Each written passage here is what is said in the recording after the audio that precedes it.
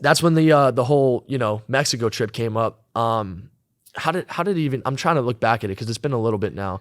I'll never forget the day I was in Blaziken's room in New York, and it was night, and there was like this viral meme going around about this like girl in a dress like turning, but she wasn't anything yet. So I looked into her and I looked up, there was a thing called Wow Sabrosa. It was like a little watermark on the video on the bottom corner. So I Googled that. I looked into it. I looked on YouTube, and they had like these YouTube highlights of this girl like turning to give the weather report. And it had her name on it. So I Googled the name. I looked into her. She had 800 followers on Instagram, like 300 followers on Twitter.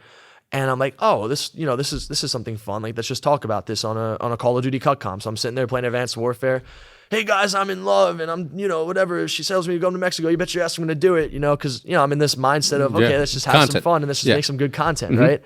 And then before I know it, like it starts taking off. People instantly started saying, yeah, go do it. So I'm like, yo, Lucas, Blaziken. I'm like, yo, Luke, should I do this? He's like, yeah, man, just go. Just book your flight, dude. So I'm sitting there, I'm contacting this girl, I'm talking through Google Translate, and that's how it all really came to fruition. I took a selfie when I get there, and then instantly I'm talking like within a day, starts going viral, and then like 100,000 followers on Instagram a day, every single day. And I'm like, oh, wow, like this is probably not going to be something that I'm going to want to be around, but it ended up working out for a little bit of time. And then I realized, as you're growing up, because I think I was 20 at the time when I started dating this girl, and we broke up over a year ago now. So at this time in my life, I'm just trying to go with the flow and have a good time. I'm some 20-year-old kid with no money to my name, and I'm trying to make a career in entertainment. Let me just go with it and have some fun. Let me be open-minded. I know what my morals are and I know what my boundaries are, but I need to advance in this world. And if I'm going to advance, I got to do something different. So let me have some fun and do something different. So if I'm not harming anybody, if I'm not lying, cheating, stealing, and I'm having fun, let me go do it. We go back to the symbiotic relationship because she benefited from this as well, right? It wasn't like you're the only one creating content. Like,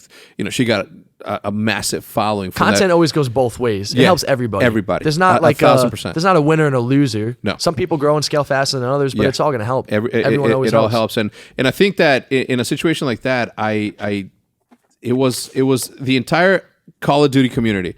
At this moment in time, we claimed you. Like everybody claims that that's not just Faze Censor. This Call of Duty Censor. That's our censor. And everybody's like, it was like, what? I was like amazed by it. I'm like, there's no way that this dude's gonna go down there by himself. It was kind of scary, actually. You think? It wasn't scary until Did you know anything about Mexico? Have you ever seen any movies? I just thought bad things in my head from everything that I've heard. I was on the plane and I had a dream that my plane was going to crash while I was on the plane. And it kept like repeating over and over. That would have been better than being kidnapped. You know what I'm saying?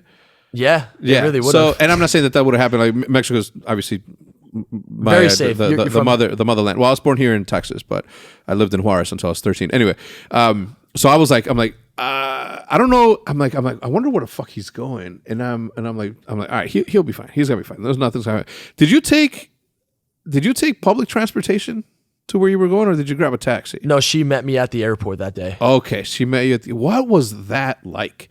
Because you guys super awkward. You guys talked for what? 2 days, 3 days? A day. 1 day. 1 day. Which adds on to the fuel of this thing. I mean, good looking girl, sure. I get that. But still, to go down there, and I guess she was in the entertainment business, already in Mexico and doing her whatever.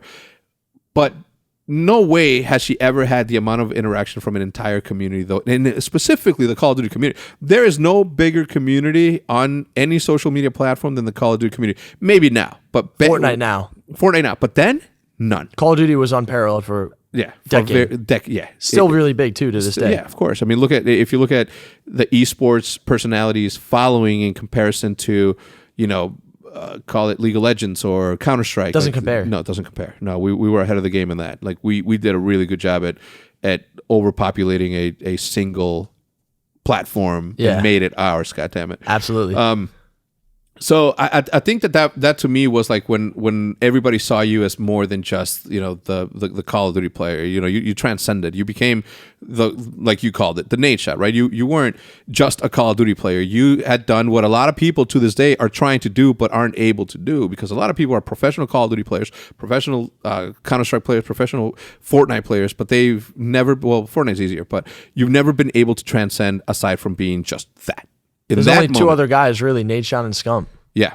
In Call of Duty, you think? I think so. From a pro player perspective? In terms of like making a living outside of COD, or like being able to do it without playing Call of Duty? Yeah. I can't really think of anyone I else. mean, dude, if you look at Scump has been uploading gameplay videos for the past 10 years. I mean, he stopped for the past like 6 months, but up until 6 months ago, he has not changed anything. He hasn't evolved. He hasn't done anything, not because he doesn't want to. It's just that he knows what he wants to do, and he does it well. And people gravitate towards that because of his personality and all that. But if you look at somebody like you or Nate Chat, who has, you know, Call of Duty first, and then Vlogger, and then Unboxer, and then, you know, something else. I don't know. You're right. Not a lot of people have been able to sort of do that because it's difficult. I mean, yeah, you're good at a game, but what does that do for anybody? You know, like, I mean, if you look at professional basketball players to this day, some of them who are getting paid whatever the fuck that they're getting paid, they still don't have a social media presence or a brand as powerful as some video game personalities because of the power of YouTube. And that to me has always been like the number one driving factor. Anytime somebody says like, how do I get started? I'm like, focus your time on whatever it is that you want to do, but don't neglect YouTube. You can say Twitch nowadays, but nothing is more powerful than YouTube. Nothing is more powerful. Twitch is not more powerful than you. Nothing is more powerful than YouTube when it comes to the space that we live in. You can be an incredible Twitch streamer, but if you don't do YouTube as well, you're cutting your monetary net worth in half because you can do both well and be successful at it. So anytime I run into somebody who's like, well, I'm a Twitch streamer, I'm not a YouTuber, those are the same people that I know for a fact have sort of not had the easiest ascension on YouTube as they did on Twitch, and they just neglect it for whatever. And sometimes people just know that all they want to do is Twitch, and they don't want to overwork themselves in certain scenarios. But that's just not me. So you're with this girl, you know, you do your thing, you create a whole bunch of content. I think you guys did the right thing in doing the couple content stuff, like the yoga shit and the yoga challenges, what all that other whatever, stuff. dude. Yeah, whatever Anything. it was. Anything that was. I think you guys did that very well. So